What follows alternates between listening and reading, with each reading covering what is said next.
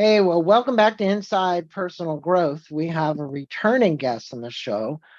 Charlie was on the show many moons ago. He owns a company called Productive Flourishing up in Oregon. And Charlie, good day to you. How are you? I'm great. And Greg, I'm really excited to be back on the show. So thanks for having me for our second conversation. Well, we're going to be talking about team habits. This is the book, and it's the small actions that lead to extraordinary results for teams. This is a hash A book, which is wonderful. And I'm going to let them know a little bit about you. Also, if you want to know more about Charlie, you can go to www.productiveflourishing.com. Twitter, it's at charliegilkey.com, and that's Gilkey. Charlie has advised hundreds of teams, from Fortune 100 companies to tiny nonprofits through productive flourishing. He's coached and trained companies that he's founded. Charlie is the author of the critically acclaimed Start Finishing: How to Go from Idea to Done. He's also a former Army logistics officer and a near PhD in philosophy. How near? All but dissertation. All right. That's good to know because I have a master's in spiritual psychology, so I love it. Charlie lives in Portland, Oregon. Thriving Community was just up that way. Here you go. Team Habits by Charlie Gilkey. Charlie, before we came on the air here to kind of talk about this, we literally were talking about productive flourishing. And I want people to know that Charlie mentioned something really important, that for all those CEOs that are listening right now, kind of have to have your own personal plan before you go to the team plan, right? And he has prior books that address that. He also has an application now called Momentum that you can get in iOS or Android, and we're going to give you a link to that. And I just want to mention that because it's the strategy that you kind of have to put together before you bring it to the teams to roll it out to the A and the B players and whoever else is on your team.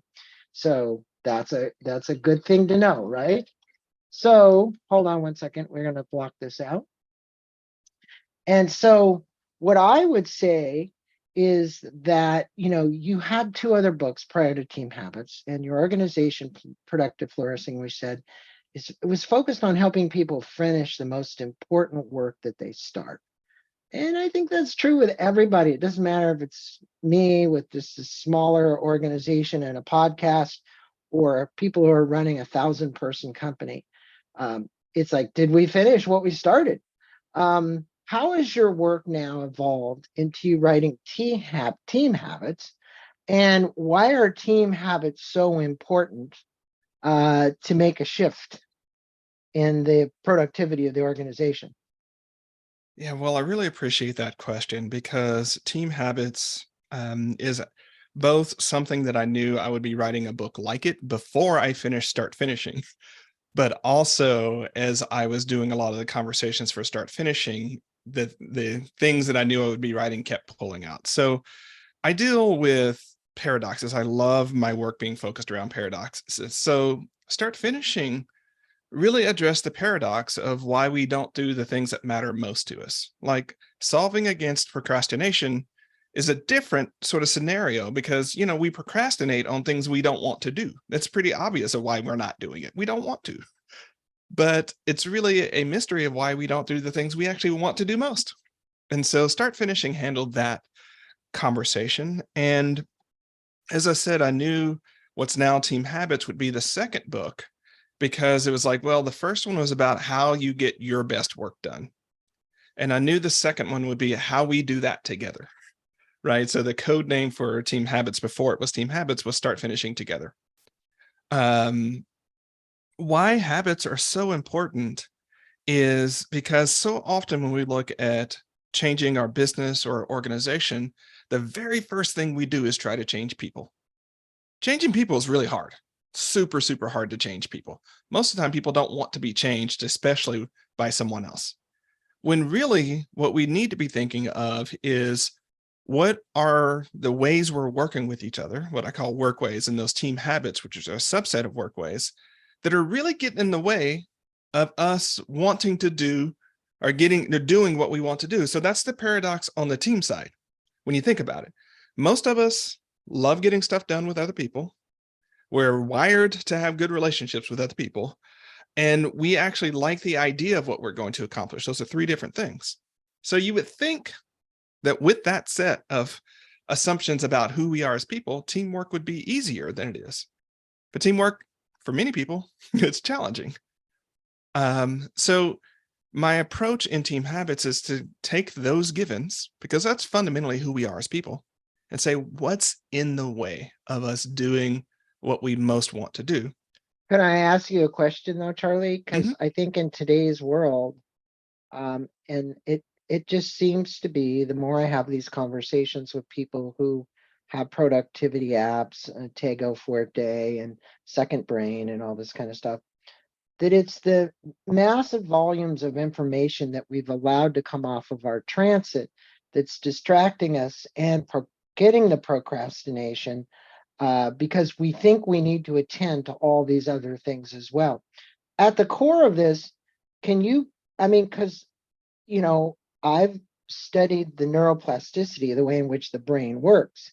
And the reality is it's firing, it's coming in, we're seeing all this stuff come in, and we get more and more confused and we get less and less done.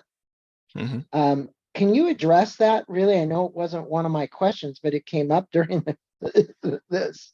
Yeah, well, part of it, and I'm going to talk about it at the team level, but I think it's true at the individual level. Right. At the team and organizational level, the problem is we keep adding and we're not subtracting. Right. We just keep adding and keep adding and keep adding. And so when you look at team habits around goal setting and prioritization, one of the first things I'm going to tell you is, before you start adding a bunch of other stuff, your first vector should likely be subtracting. But subtracting takes far more courage and discipline than just adding another thing on. And so, I was writing about this morning because I was writing about team habits for your BHAGs, right? And I'm always skeptical when people start talking about BHAGs and 10X goals. I'm not pessimistic, I'm skeptical. And there's a big difference. I'm skeptical because most leaders are not willing to do the work that it takes to really invest in and prioritize a BHAG long enough for it to happen. Well, And when so you what, refer to BHAG, big, hairy, audacious goal, I just had Shannon Sesko on here, who owns a Metronome, which is a company that has a piece of software, and they have consultants out there. And she was talking about 3HAG. Most companies will set a 10-year goal. Very few set a 3-year goal, right? Where do you kind of sit in this BHAG? Because a lot of people will say, well, this is my BHAG. It's my biggest vision. It's, it's 20 years from now. If you don't have proximal goals, right? You're never going to get to the BHAG anyway. So you can set all the BHAGs you want. Look, I am fundamentally a strategy execution guy more so than I'm a strategy generation guy. And I see far too many examples of organizations and visionaries having goal declaration sessions where they set goals, but are not willing to actually think through the strategy to execute those and think about what needs to change in the organizations. So I'm intensely skeptical of a lot of those exercises, in the sense where when I'm facilitating and I'm part of those conversations, I'm like, okay, we are going to spend some time during this section talking about real world changes and scenarios that are going to happen because of that change, and to get you to allocate budget and priorities so that we can make that shift. Because really what you think about is, think about it from a team level. Your team or organization is going one direction. It's got organizational inertia. Everything's going that way. When you change the goal, it's not a straight line. It's not a motorcycle or a car here. It's a cargo ship. So by the time you change directions and get it to curve and you have that drift arc that happens, it takes longer than most people are around. So I was actually writing about this and saying that one of the challenges with BHAGs is people's tenure in the company is not long enough to actually see them through. And so what happens is, new leader, new BHAG, and the organization that's just on one edge of that arc has to start it again. It still doesn't get to where it was trying to go. And so you have to have, I love that she's talking about 3HAGs. I'm really more of an OKR guy, in the sense I'm like, okay, let's have a BHAG. That's fantastic. You can do the 3HAG, that's here. But I want to know what massive effort we're going to do this year to break the inertia that we have going along this route. And I want to chunk that down to quarterly and get that down as close to the work as possible, because otherwise it's going to be yet another change initiative that fails. I mean, let's get real, Greg. 2/3 to 75% of top-down change initiatives fail. Oh, yeah. Right? So what For do this you very mean? reason. So, Charlie, what do you mean? There's gonna be a lot of people out there that see this book and they'll go, team habits. Haven't really heard that. I've talked about my own habits changing, tiny habits, but not team habits. What do you mean by it, and how small actions are actually leading to these significant outcomes in teams? Okay. So I'm glad that you started that, because we know what habits are at the personal level. Yeah, And we know a do. lot about the habit science. Like, we don't have to go down that stump, right? Read James Yeah. Clear's Atomic Habits. You'll be good to Right. go. Right. Right. But we don't think, wait a second, my team has habits. There are things we do as a team together that lead to certain outcomes. And so people, a lot of times, let's just jump right into it, because I know our listeners are thinking about it. Meetings and meeting culture. Mhm. People will come to me, Greg, and they'll be like, well, I need to change my meeting culture because it sucks. And the first thing I say is, I know what you mean, but if you want to change your meeting culture, you have to change specific meeting habits that are leading to outcomes that you don't want, right? That's how we change culture. So Right. team habits are those typically implicit agreements that we have with our team about how we do things. So it's easier to point out bad habits sometimes than good habits. So I'll start with bad habits. Let's talk about the bad meeting habit of showing up to a meeting and it's 20 minutes in before people figure out why they're at the meeting. Mhm. Right? You've wasted 20 minutes of people's life, and then they have to catch up and figure out, wait a second, that's why we're here? I didn't need to be here. Right. That's one very example. That's a small habit that we can change. And if I were, if I were king of work for the day, I would say, okay, here's one of the rules. No agenda, no meeting, period. If you can't take the time as the person proposing the meeting to think through what we need to talk about and give me a tentative schedule for time, you don't deserve my time. That's including team leaders and executives. Right? I bring this up because I was listening to a Tim Ferriss podcast with a guy, I can't remember the name, but they have no meetings, and he uses Loom, right? And I get that Loom's a big thing. I started using it as a result of listening to the podcast because I can see its effectiveness in communicating. What are your thoughts around the use of this kind of technology with teams? Because we got all kinds of things. We got Slack, we got this, we got that, we got Asana. You mentioned it a minute ago. I use Asana in my company with my assistant. It works quite well. What do you see to be these team habits and the digital element that would be integrated into that? Because we're still going to have those team meetings. It's just going to happen. The question is, can they be less? Can they be spread out? Can they be more effective? Can there be an agenda? All of those kind of things that you should address. I'm probably going to be slightly contrarian here, because I have seen more of this no meeting trend. Mhm. And when you look at who's saying that and their role in the company, I think it's resting upon a lot of privilege and assumptions that don't actually work for a lot of the workforce. The fact of the matter is, people need mentoring. People need coaching. People need a space to really have a one-on-one conversation about what's going on with their work and their talent development, all of those types of things. That when you start looking at actually having a methodology and having ways to help people not only get today's work done, but tomorrow's work as well, and their skill development. You could have that in a series of 28 looms going back and forth. I think that's the least effective and least human way to have those types of conversations. Mhm. So if they're saying, let's stop the update meeting, I'm on board. I'm 100% on board with that. But if they're really saying no meetings and like no conversations, it really depends on how granular they get with that. Then I'm like, well, what that's going to create, and this is part of thinking about team habits, that's going to create a downstream consequence. One of the downstream consequences, if it's really strictly no meetings, which sometimes means no conversations, but sometimes doesn't. So it's a great headline, but if you do the work that If you do the work that I do actually out in the world, you'll see that that headline doesn't actually address the reality of work, to your point. I'm certainly not opposed to meetings or no meetings. I'm saying that I'm hearing people today, because of the amount of times it's spent in meetings, in the billions of dollars that are potentially, people are saying, wasted. I'm not going to say they're wasted. I'm going to say that it's time well spent on many of them, and many of them it's not time well spent. So it's really now the decision to have a meeting. And I want to talk about that, because you talked about 3 levels of decision making in a pyramid. Mm-hmm. And I think it really comes down to, I've had many conversations lately with authors on books around how do you make decisions, Mm-hmm. right? And so if you would, because that falls into a team, Mm-hmm. address that for us, because you put a actual graphic in the book. Yeah. So there are 3 levels of decision making that I think will cut down on a lot of the noise and crutch and wasteful meetings. Those are the ones that I want to get rid of, right? Where we hijack 8 other people's time just so that Greg and I can talk about something. Let's stop that, right? So 3 levels of decisions. A level 1 decision is a decision someone can make or an action they can take, and they don't need to tell anyone. Just go and get it done.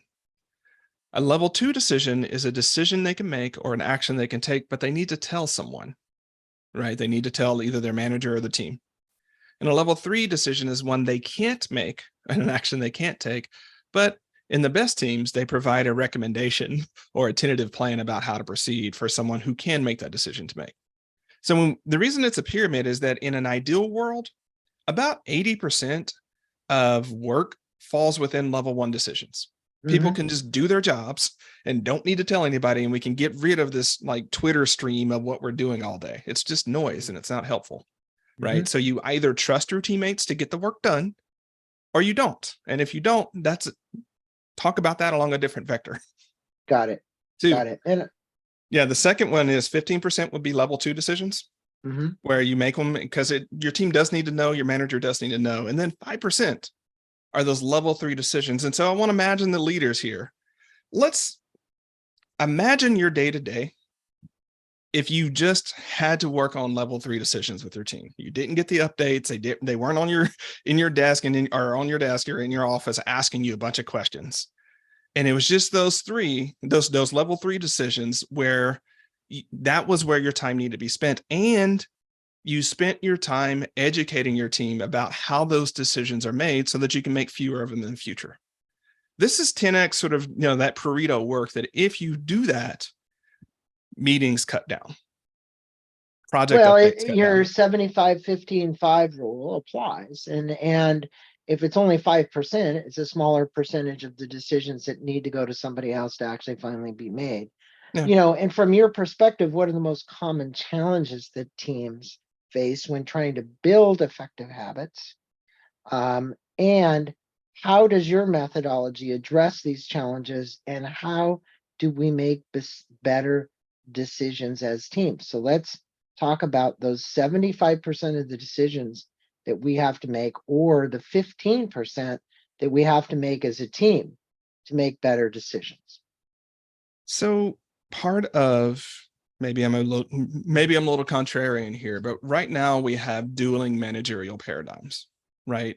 In the sense where we still have the paradigm of, if I see you working, if I see a head across the room, or if I see a butt in the seat, you're working and being productive. Right. We have that paradigm still at play, which is part of in 2023 and in 2024, we're going to see that paradigm pulling people back in the office, because it's like, I don't know what you all are doing, but I know if I'm watching you, you're working. Okay.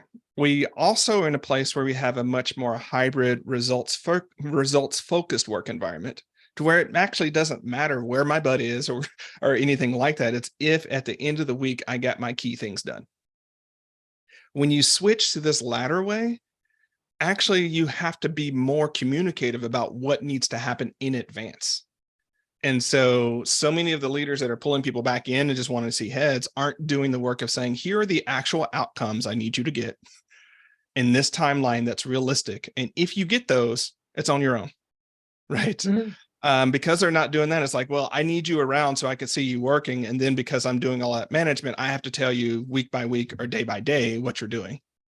You're creating Well, the in very the problem. in the old command and control environment, which you're talking about, which is the Mhm. one where I want to see you across the, through the glass and make sure you're programming or whatever you're doing. We do see some of that coming back. We do.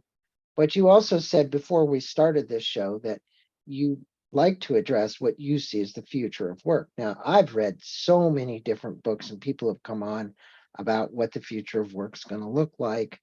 And this affects teams. Mhm. Let's talk about it and team habits. Mhm. Because if we're going to be responsible 100% for ourselves and our outcomes, okay, which is rule number one from your degree in philosophy, Mhm. right? And nobody else does it for you, meaning Mhm. just you. You've got to be responsible.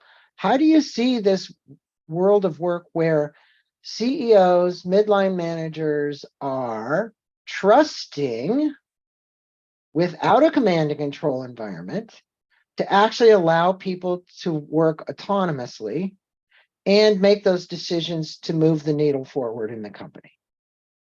So part of it goes to the organization's goal setting and prioritization habits, right? And so this is, when we go back to sort of BHAC things, if you set goals that are wildly unpredictable, or not wildly unachievable based upon your willingness to invest in them and prioritize them, Mhm. you're going to continue to be in the place to where your teams are not getting those things done. So you don't trust that they're doing the work. So you continue in the cycle of that. You're stuck. You're stuck. You're stuck in the loop. But the loop, I want to be clear here. Probably going to piss a lot of leaders off today, but that's okay. It's part of my job. The loop is actually of your own design. Mhm. Like your team, your organization typically does not get to set the goals until you, based upon our current capabilities and what budget we have and everything, we can stretch get there. This is where I think we can go, and that's what we're going to build upon. That's not what actually happens.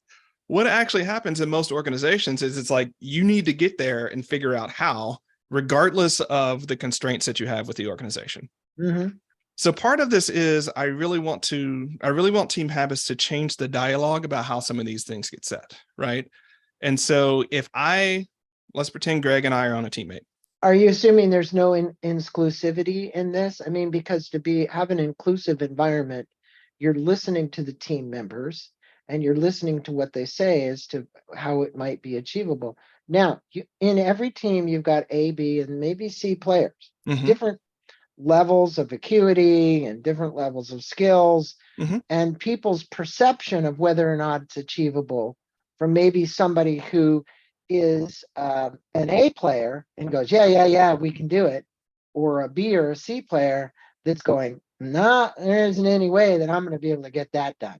You following me? I am following you, right? In any organization, you're always going to have that tier of A, B, and C players. Yeah. You don't necessarily want your B and C players to be the standard setters because you're likely going to get B and C results. Mm-hmm. But it's also true that if you focus only on what the A players to do, the A players will assume everyone else is exactly like them. Mm-hmm.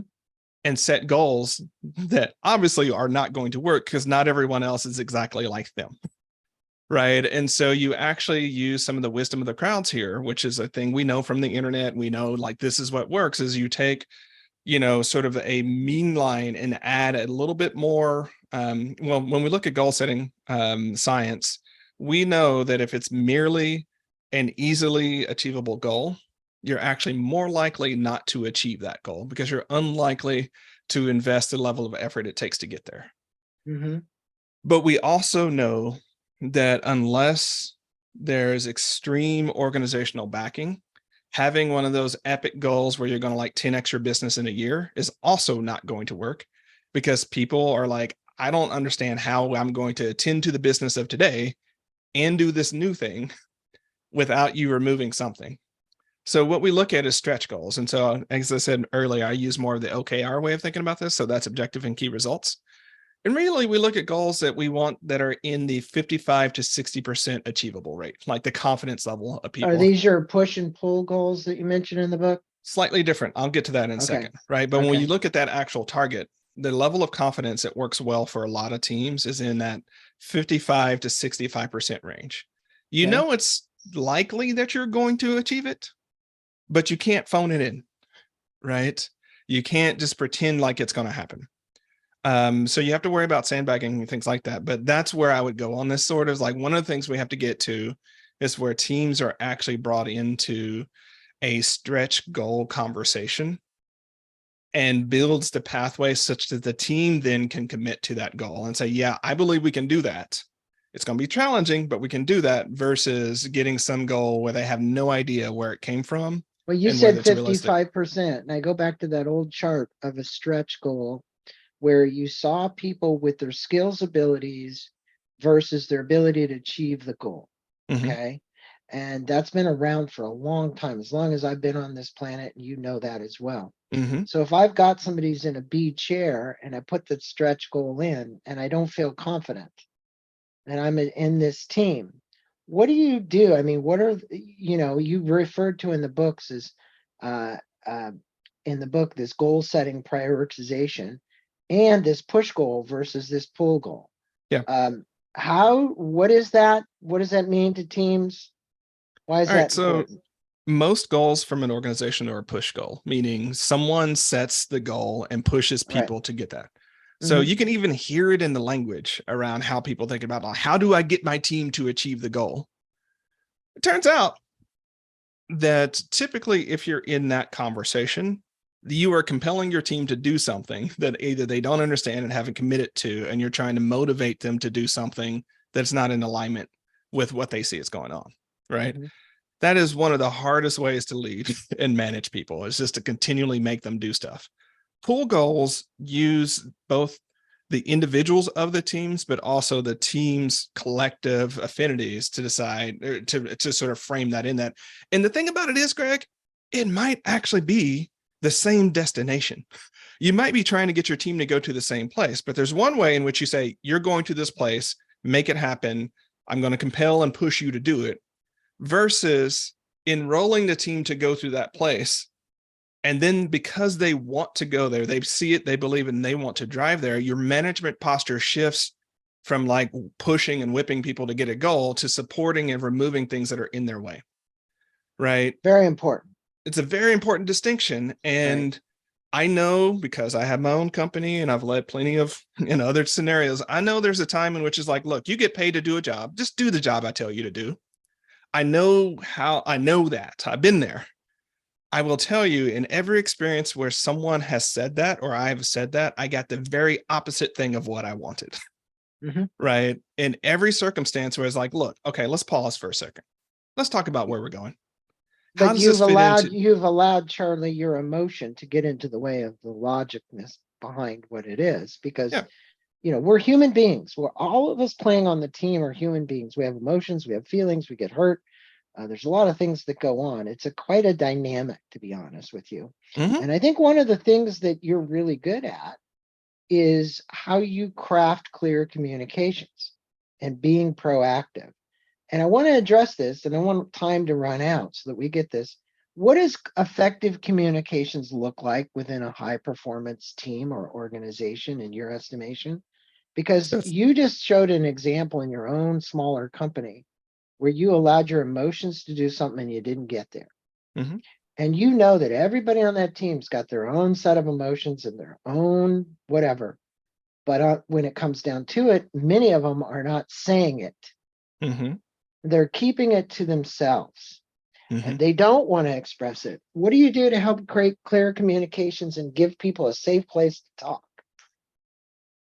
Well, there are really two different things that we're talking about there. So, one, if people have no room to actually say what's on their mind and how they feel about it and all that kind of whatnot, what you're going to get is a culture of toxic positivity, to where you have two options. You can be habitually enthusiastic about everything and be a yes person, or you can be quiet. Those Mhm. are your two options.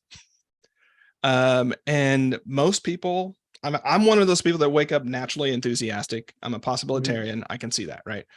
Most people, or a lot of people, are not like me, right? Right. And so if their only option is to pretend to be like Charlie or be quiet, they're going to be quiet, which means we're not going to tap into the intelligence of the team and of the organization, and we're not going to know what's real. We're just going to have a bunch of wide eyes like me saying what we can do, and everybody else being like, well, we'll do the best, right? So one is to make it okay for people to address their concerns. Them addressing a concern about a project or a goal is not them being pessimistic, right? They are trying to, what if we inverted that and say they are trying to figure out how they can be a useful part of the project and not set the team up for failure? Because when you do after action reviews in a lot of teams, and I'm brought in to do these, there typically is about a third of the team where if they were being honest, knew before they committed to the project that it wasn't going to work, right? Because of other things, and they just didn't have a space to say it. So they just saw themselves and their team running into a ditch. And because of the culture, they couldn't say anything about it. Right. And so then they got to sit in a meeting later and chart through things they know. So one is to say, hey, I am actually, before we make this decision and pulling teams into the goal setting and prioritization conversation, the planning conversations, like, let's get it out, y'all. Yeah. Let's do a pre-mortem. Why is this not going to work? What do we need to address? What's in your way, Greg? What's in your way, Charlie? And then as leaders do our job to say, okay, I got it. I heard it. There are some of those things that I can address. I think, Charlie, that's the best bit of advice you've given anybody on the show right now. And I'll tell you why. Because you're doing a pre-mortem is what you're saying. And you're saying, let's talk about the obstacles that you see getting in the way of us achieving it before we actually even go out and do it, so that we can help you remove those obstacles to make it easier to achieve it. And that's a very big thing in all of this. And that's what you said when I asked you this question about clear communications. That's it. Because if psychologically what's going on with me and my own personal growth and development is that I have a not enoughness complex, I'm not going to speak up if I don't feel enough, right? If I feel out of place within the team. But if Charlie gives you permission to speak up and you don't, that's your own fault, because he said, what's going to get in your way of achieving this goal?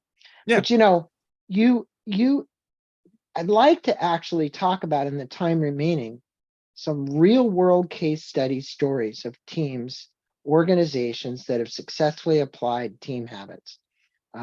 It's obviously not a new term, but it's also something that people need to think about.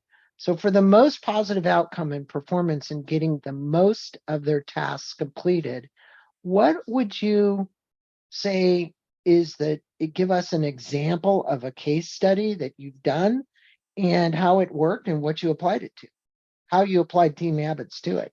Yeah. So I'm actually going to give you a fairly extreme version of this, because I was working with a client and we had been working on what's now team habits. I had different language for it at the time, but we were working on it. And she was at a point to where she was considering doing two things at once: acquiring another team and moving their team into a completely new physical space, right?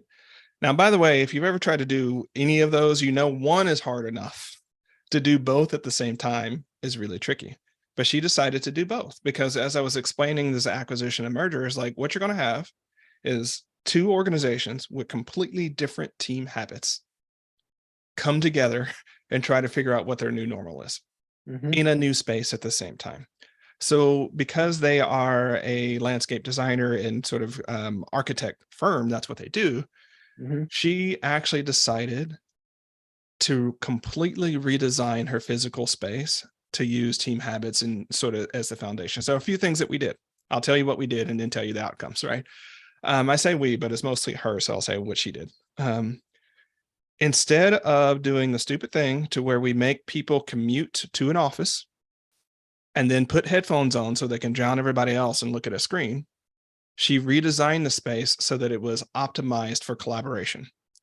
So there's a bunch of maker spaces and collaboration spaces. They come together and build things. They do all of that sort of stuff because that's why people want to come together.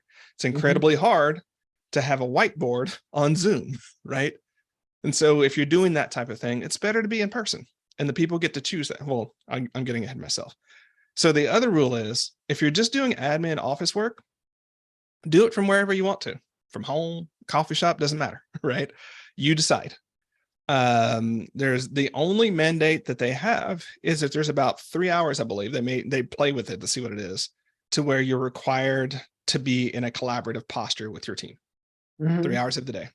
What that looks like is determined by the team leader, not by her and not by the individual, because the team leader probably has the best view of what the team actually needs.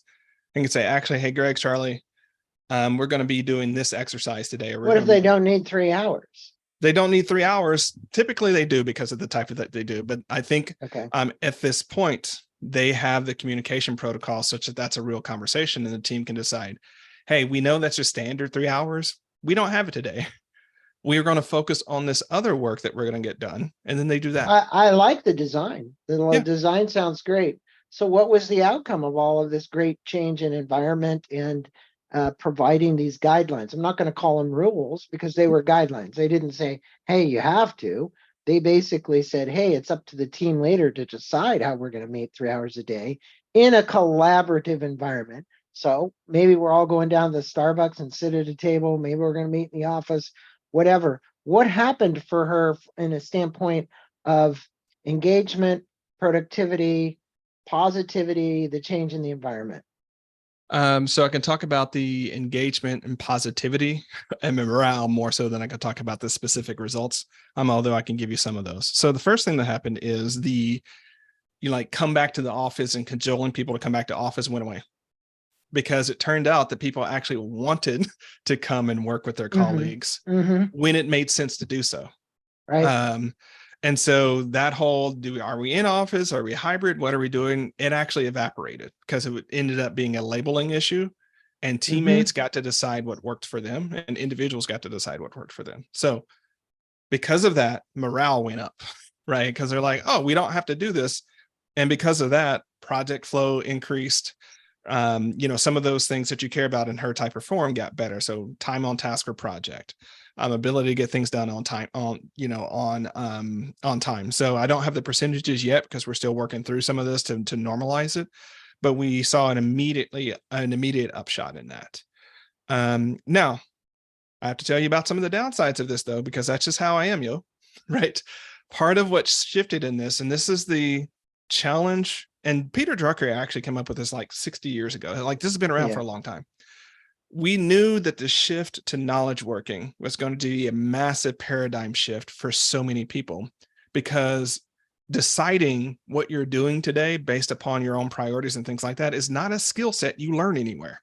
We don't teach that in school. We don't teach that in the trade schools. We don't teach it. And so much of our team had to learn how to make good decisions and prioritization on their own. And so in the short term, that led to some decision fatigue and a little bit of overwhelm when it came to that. Now they worked through that when they realized, wait a second, for a lot of days, there's no one right answer here. Like I can work on this from there, or I can the next day do something different. So they learned to be more adaptable and less rigid about it. But learning how to be adaptable and less rigid is a task for many people. Well, fluidity, right? I think we work in a world today where people have to be flexible. There has to be fluidity. I've had Stephen Kotler on here so many times speaking about, our brain chemistry and how it works and how we work as human beings. And that it really comes down to that. It's like, okay, I can be curious. Hopefully you have a team that is curious. Secondly, you hope that they all have a purpose and the purpose is aligned with the company. I get that as well. You hope that there's a vision that somebody at the top has set that we're all working toward in a common alignment and ground, which goes back in history a zillion years. Then you're going to set some goals, and you're going to set some proximal goals, and you're going to work toward those goals. But the pre-work up front to actually get to doing the other things is so much more important than the work itself. It right? is. And that brings me to this. While the book is emphasizing the power of these small actions, which is I'm now getting down to the proximal goals, how do these micro habits align with kind of a broader organizational goal and vision, especially when we're working in a team? Because, if I said to you, hey, I have Asana and I have 18 things to do today, Well, I don't know if all eight, I can personally say this. I can't tell you that all 18 things that might have been on my list were part of the bigger overall picture for the goal of the company. I can tell you there are things that came up in between that as an A player I needed to get done, but that doesn't mean they're being done toward this larger vision or goal today. Yeah. Again, I want a two-way dialogue here, right? Because if I'm an A player and I'm getting the things that are really driving my work forward or seem to be driving my work forward done, and that's not driving organizational priorities, what happened there? Yeah. How is my job so out of alignment with the organizational priorities that merely me winning at my role is not enough? It'd be like, it's football season, so I'm gonna use an analogy. It'd be like having a star quarterback that he throws and people catch it and they do all the things, but there are no points on the board at the end of the day. Like, how does that activity not line up with points on the board?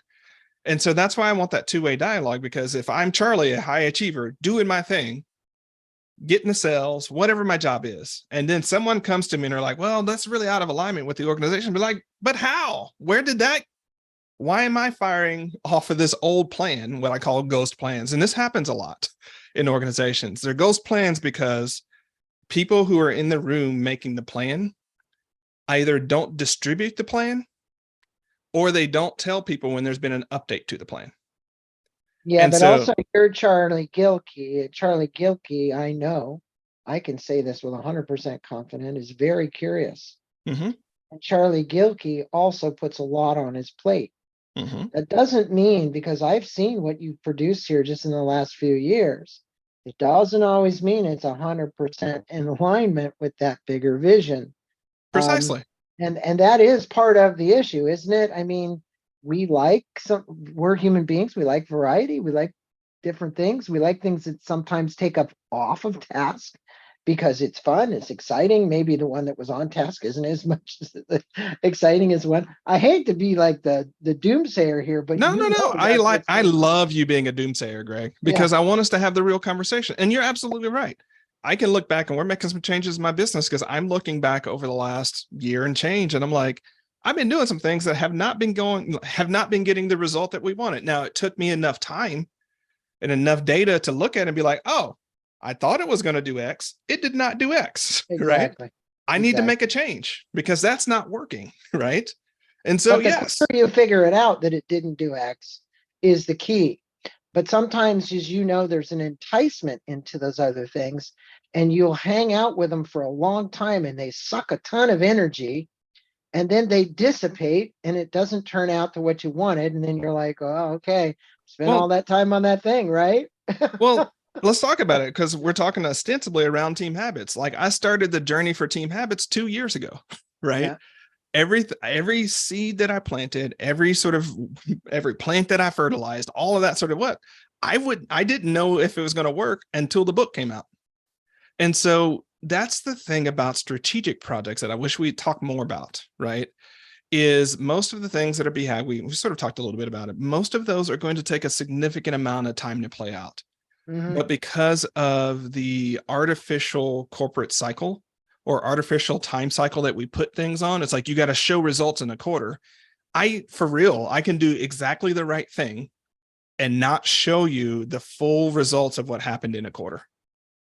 And so if you constrain me to always making quarter side, like hitting things that I could hit in a quarter, I'm not going to do my best work. Your players are not going to do their best work. Because think about, let's talk about sales. Let's get it. Most of your best, most profitable sales are going to take a while to play out. One salesperson may need to cultivate that sale for 6 months or a year. Mm-hmm. Right? Mm-hmm. If you are always just looking at what activity they did today and what short-term thing it created, what you are going to do is incentivize your best performers To do the same thing. to do the same thing. And then what you're But going to do, though, here's what you're going to do. And I'm going to be the counter-doomsayer. You are then going to have a performance meeting with them about them not hitting bigger level goals. Think about that. and here's the duality of that. The duality is that the CEO sitting in the position has all these salaries to pay and all these people to keep benefits for, and all this stress associated with whether he or she is having to run. And so they're saying those small incremental little achievements in sales, or let's use the sales, even though maybe it wasn't that $10 million sale that I was hoping would occur that took, 3 years to cultivate that activity in. Because you're talking about an area now that I'm very familiar with, which is Mm-hmm. sales and marketing, right? Mm-hmm. And it's a challenge to continue to juggle these long-term relationships while at the same time making those smaller sales that are feeding the kitty to Mm-hmm. keep it going, right? And you bring up a really important area there. But I ask you this, we're in this rapidly changing world of work. Let's Mm-hmm. face it, you and I have been talking about this for the last 40 minutes. Mm-hmm. It is changing, especially remote teams, digital nomadism, all the stuff that we could bring out. How do you envision the evolution of team habits in really the coming years? In other words, I'm sitting here in 2023. Let's say I went to 2033. Okay. What do you see the world of work looking like? What do you see team habits then becoming? Uh, and you're maybe not the procrastinator, or I said procrastination, but you can actually say, if we had a crystal ball, if you did, if Charlie Gilkey had a ball, based on his prior years of experience and moving forward 5 years, let's say, what do you see? Because everybody who's listening today is going, team habits, great. I love it. I love this Charlie guy. I see what he's talking about. We got to do there. But we know that the evolution of the workplace is going to occur, whether or not we're doing it or not. It's going to happen. So I'm going to posit and hedge at the same time. Okay. One of the reasons I wrote Team Habits was so that the teams and the organizations of teams learn to adapt as they go along. I talk about 8 categories of team habits. Those are not going to change, right? I want to install a methodology such that the team can look at what they're doing and be like, hey, team, this is not working. And by team, I mean something, I didn't address this earlier. The 4 to 8 people you spend 80% of your time working with, that you have an incredible amount of rapport with. It's me and Greg. If Greg and I are having a meeting and it sucks, we can say, hey, Greg, I love you as a person. You know I got your back, but this ain't it. We got to do something different. And we can do that with the 4 to 8 people that are part of our core team. So the 8 core habits of, decision making, goal setting and prioritization, planning, communication, collaboration, the core team habits that I talk about that are sort of what we do that are personal effectiveness habits. I can go through all of them. Those categories are going to remain important because they have been for the last millennia, right? Not going to change. Hold on. I look at this, somebody actually is in your backyard, which is April Rennie. You probably know her. I do know April. Yeah.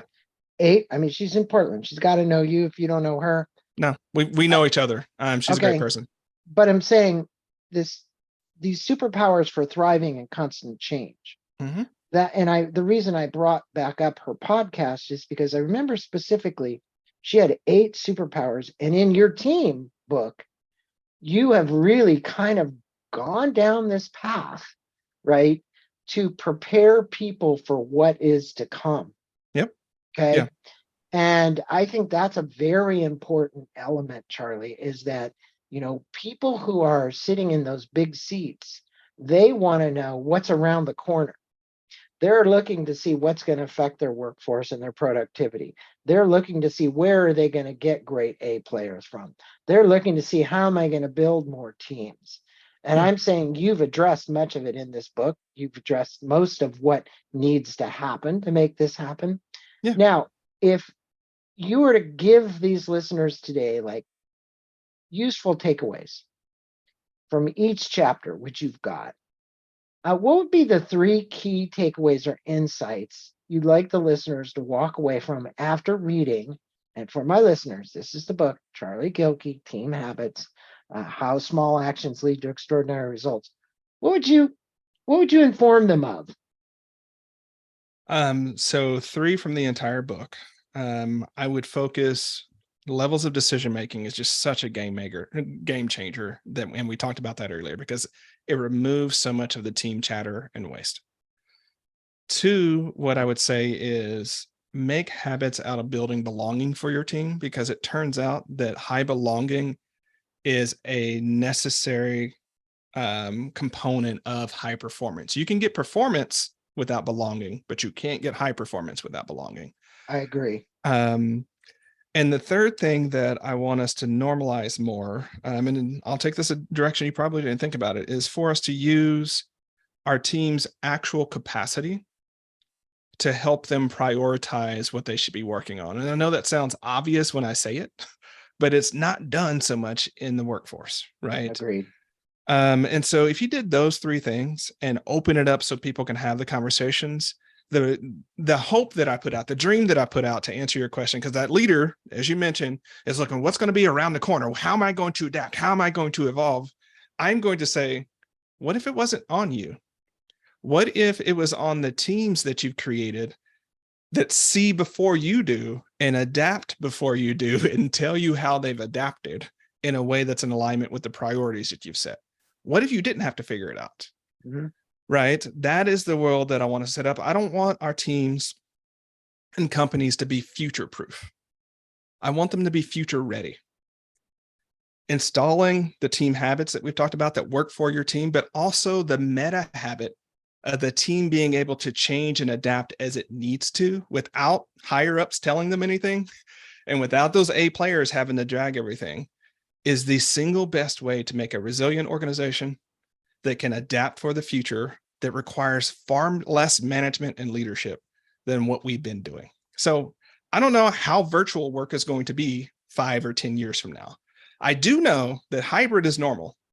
It's currently normal. And there's not going to be this, are we in office or remote? It's going to be everybody is hybrid in one way or the other, because we're already there. Let's get over that conversation. But the real question becomes, how do we provide the tools so that teams can themselves determine when they need to meet in person and when it doesn't make sense? How do we open it up so we say, look, your team collaboration and bonding budget for this year is $30,000. You all decide how you want to use that. I'm not planning your strategic retreat anymore, right? I'm not planning that. There's the budget, figure it out. You actually don't need to tell me, right? To have that level of trust, to have that level of guidance that we set down in that culture, that's what high performing companies are going to do.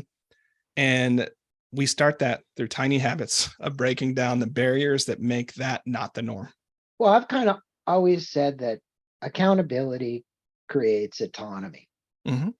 And, there's an equal equation there. If you can be accountable for what it is that is trying to be achieved, you can also have this autonomy. Nobody's going to be looking over your shoulder if you're getting stuff done that needs to be done, that is part of the strategy and the plan and so on. So with that, it's like any good soccer team, football team, basketball team, you have to have a high level of intuition of who you're going to pass the ball to, Mm-hmm. with their ability to actually take the ball down the court or take it down the field and actually then pass it to somebody else with a high degree of intuition that you believe could kick the goal, make the basket, or throw the ball to the end field for a goal. And that is teamwork. And I think there is a tremendous amount of, you're getting a doctorate in philosophy. There's a lot to be said. And my book was called Hacking the Gap, A Journey from Intuition to Innovation and Beyond. And I believe that intuition is a big factor that people need to foster within inside themselves to figure out who the right players are that they want to pass the ball to that can do it. And also, you can't get anything done unless you've got those right players on the team. Yeah. So yeah. Team habits is it. Yeah. There you go. Everybody go out and get this book. Get it today. I'll have a link up to Amazon. Parting words. You're about ready to say something, Charlie. What I was going to say is, yes, I am a philosopher by training, but so much of the insight of team habits actually comes from my work with clients in the Army and things like that. It comes from the real world, right? And just from that perspective, I have seen individuals and teams who are given the capability to rise to the challenge do so much faster than people think they can. Right. And so we're in this moment that I hope people hearing this podcast will say, okay, what would happen if I encouraged my teammates to work on their team habits and I stopped Mhm. trying to change people? And what would happen if I pointed them in directions that made sense to them and step back and let it happen? Step back and let that team win.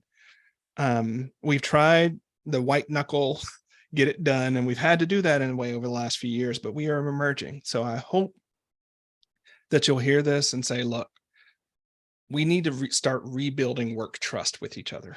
Yeah, the executives need to let go and trust. Yeah. And for them to try what you're talking about right now requires that. And I think that it's a matter of, you talk about A players. Well, hopefully those executives are A players. Hopefully those executives are open to new ideas. Hopefully they're flexible. If they're not, they may not be the right person to help bring that company into the modern world as we see it today.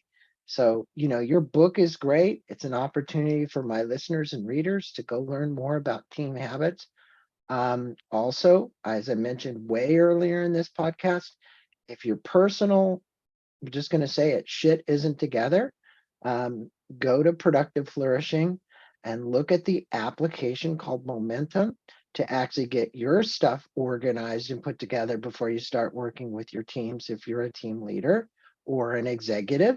Because as Charlie said, that is a big factor. And we're going to have Charlie back on to really talk about that in more of I want to call it focused way. So for all of you who want to know more, go to productiveflourishing.com. You can find more about Charlie, you can find more about the book. We'll have a link to Amazon for the book. You can also see Charlie out on other podcasts as well, but also YouTube channel. So check that out as well. And Charlie, it's been an honor having you on. Honestly, every time we've done this, and we've only done it twice now, I get so much from our interviews. So thanks for that. And thanks for your approach to what you're calling team habits, not tiny habits, but team habits. I appreciate it. And likewise, always a great time, Greg. I look forward to our next one. And yeah, let's do that. All right. You take care. You too.